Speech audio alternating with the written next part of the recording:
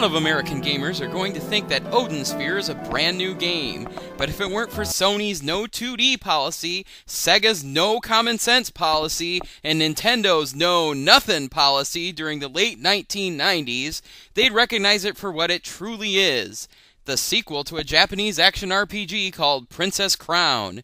The similarities between Sphere and Crown are unmistakable.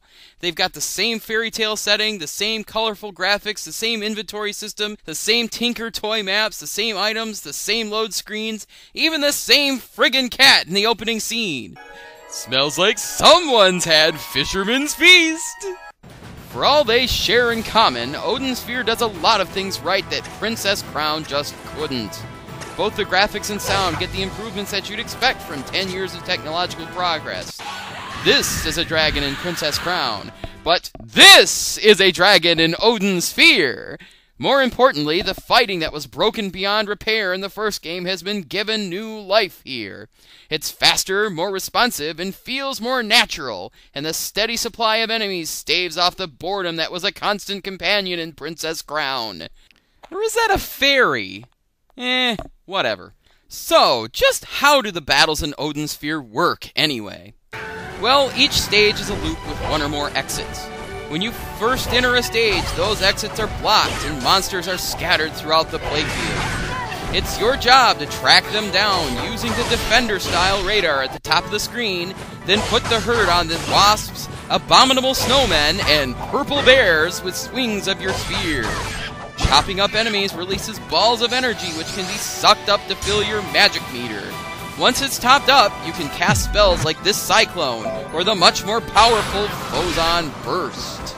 It all sounds great so far, but there's trouble in Valhalla.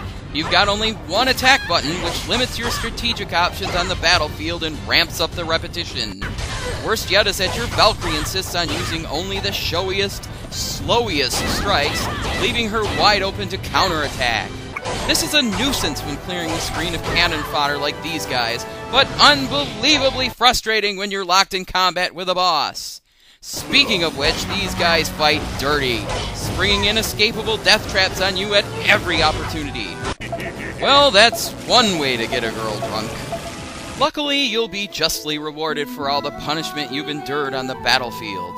The graphics are so nice they're worth mentioning twice, with a look that evokes fond memories of Darkstalkers, the Lost Vikings, and those stories your mother used to read to you as a child.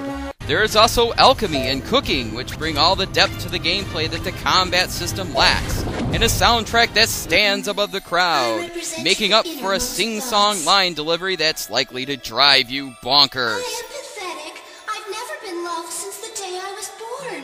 I kill you, Bluebird!